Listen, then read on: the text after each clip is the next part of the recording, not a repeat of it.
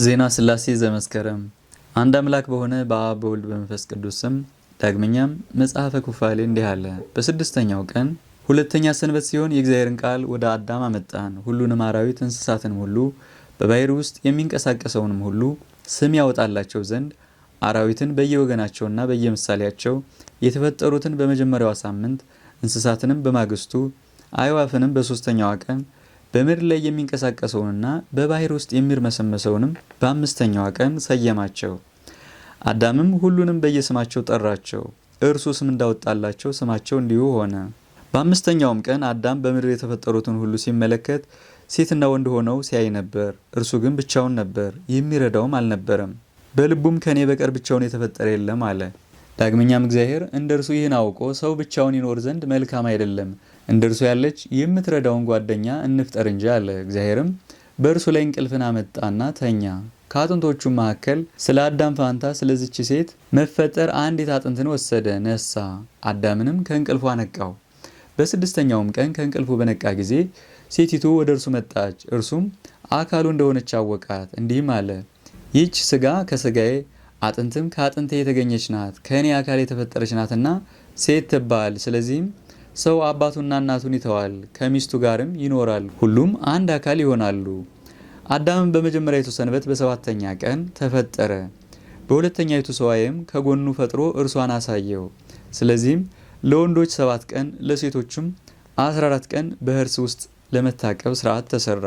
ለአዳምም በተፈጠረበት ምድር 40 ቀን ከሆነ በኋላ ይጠብቃት ዘንድ ወደ ገነት አስገባ ነው። ሚስቱን በተፈጠረች በ80 ቀን ወደ ገነት አስገባናት። ስለዚህም በሰማይ ጽላት ለሚመጣ ትውልድ ተጻፈ፣ ሴት በሕርዝ 7 ቀን ትቆይ ዘንድ፣ እስከ መጀመሪያው 7 ቀን 43 ቀንም በመንጻት ትቆይ ዘንድ።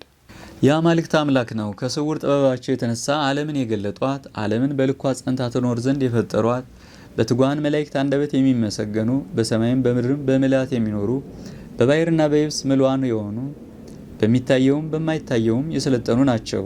በሁሉም አንደበት የሚመሰገኑ፣ በገጽ 3 የሆኑ፣ በብርሃን ድንኳን ማደሪያቸው የሚኖሩ ናቸው። ዙፋናቸው ረቂቃን የሆኑ፣ ጀርባቸውም እንደ ግንባር በዓይኖች የተመሉ 40 እንስሳ ኪሩቤል ናቸው። ሥላሴም ለዘላለም የሚኖሩ ናቸው።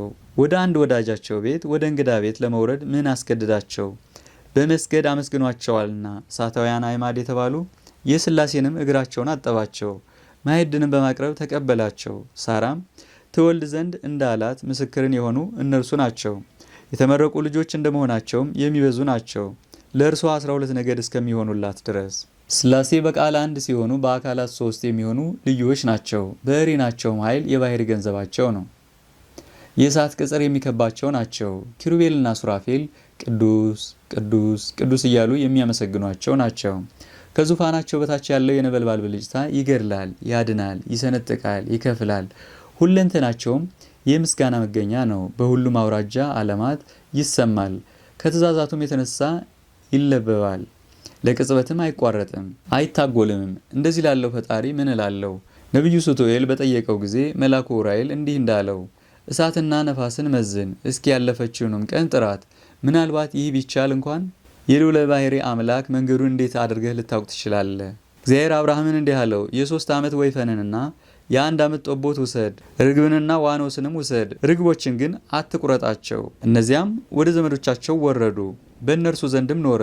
ፀሐይ በገባ ጊዜም ጨለማ በእርሱ ላይ መጣ። አብርሃምንም እንዲህ አለው፣ ዘሮችህ ወደ ግብፅ ምድር ይወርዱ ዘንድ እንዳላቸው እወቅ። ዳግመኛም ስለ አብ፣ ስለ ወልድ፣ ስለ መንፈስ ቅዱስ እንናገራለን። ለዘመናቸው ጥንትና ፍጻሜ የለውም። ማን ያውቃቸዋል? ማንስ ይመረምራቸዋል? ምስጢራቸው ስለማን ተገለጠ? የማይሻሩ የማይሾሙ ናቸው፣ ፈጽመው የማይደክሙ ናቸው። ህቡዕነታቸው ከተሰወሩት ይልቅ የተሰወረ ነው። ጥበባቸው ከጥበበኞች ይልቅ የተራቀቀ ታላቅ ነው። ህሊናቸው ከሰማይና ከምድር ይልቅ ይሰፋል። ህሊናቸውና እውቀታቸው ከባሕርና ከቀላያት ይልቅ ጥልቅ ነው። ሰሚ ሆይ ገናንነታቸውን በረቂቅ እዝነ ልቡና ስማ። ኪሩቤል ይሸከሟቸዋል፣ ነገር ግን መለኮታቸውን ራሳቸው በኃይል ይወስናሉ። የፊታቸውን ግርማ እንዳያዩና የመልኮቻቸውም እሳት እንዳያቃጥላቸው በክንፎቻቸው ፊታቸውን ይሸፍናሉ። ይህ ሲቅርና እንደ ሰም ባቀለጣቸው ነበር። ከእሳት የተፈጠሩትን እሳት ሊያቃጥላቸው ይችላልን? አታውጣ ማለታቸው በባሕርያቸው የማይለያዩ ሥላሴ ሁሉም በእጃቸው ውስጥ የተያዘ ነው። ሰማዮቻቸው የተዘረጉ ናቸው፣ ምድር በስንዝራቸውም አይመላም። የባህር ውሃዎችም በእፍኛቸው አይመላም። መባረቅትን ያብለጨልጫቸዋል፣ ብልጭታቸውንም ኃይልን ይጨምሩላቸዋል። ነጎድጓዶችን ያንጎዳጉዷቸዋል፣ ሰረገላቸውንም ያፋጥኗቸዋል። ክረምቶችንም በየጊዜያቸው ያመጧቸዋል፣ ጉሞችንም ይስቧቸዋል። ግርዶሻቸውም ይወገድ ዘንድ ይበትኗቸዋል። ደመናትን ከምድር ዳርቻ ይሰበስቧቸዋል። ዝናማትን ይቆጥሯቸዋል፣ ነጠብጣቦችንም በየቅንጣታቸው ያፈሷቸዋል። ስራቸው ምንኛ ያምራል! የስም አጠራራቸውስ ከማር ወለላ ይልቅ ምንኛ ይጣፍጣል! ሥላሴ በባህሪያቸው የማይለያዩ ናቸው። አብ፣ ወልድ፣ መንፈስ ቅዱስ በሦስትነታቸው ይደነቃሉ። አባቴ አዳም በእጃቸው በመልካቸው እንደ ምሳሌያቸው የተፈጠረ ጭቃ ነው። ሚስቱንም ከአጽሙ ፈጠሯት።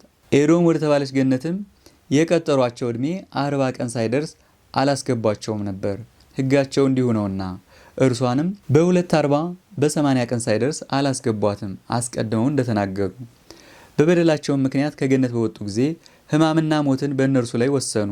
ተቸገሩ፣ ተረገሙ። በልጆቻቸው ሞትን ፈጽመው አዘኑ፣ አለቀሱ። ከዚያ ቀን ጀምሮ ጠላታቸው አላረፈም። መቸገራቸው፣ መፈተናቸው ጠቀማቸው። በመንቃታቸውም ቢሆን በመተኛታቸውም ቢሆን በምን ምክንያት በእነርሱ ላይ ይቀናል? ተፈተኑ፣ ተረገሙ። በእርሱ ፋንታ በ99ኙ ቅዱሳን መላእክት ጉድለት ገብተው በመቆጠራቸው ነው። እያመነዘረ እንደ እግዚአብሔር መሆንን የተመኘውን ያን የበደል ንጉሥም እንደ ስራው ይከፍለዋል። ከጭፍሮቹ ጋር ገሃነም ይውጣቸዋል። የጻድቃንም ፊታቸው በአባታቸው መንግስት በቀኙ በቆሙ ጊዜ ከፀሐይ 7 እጅ ያበራል። በጎች ከፍየሎች ተለይተው 6ቱ ቃላት በእነርሱ ላይ በተነበቡ ጊዜ ለጻድቃን ይህ ቃል የሕይወት መጽሐፋቸው ነው። በደስታቸው ቀን ይህን መጽሐፍ የጻፈውን ያጻፈውን ያነበበውና የተረጎመውን ምስጢሩንም በመንፈሳዊ ጆሮ የሰማነውን ሁላችን ከእነርሱ ጋር አንድ ያደርገን ለዘላለሙ አሜን።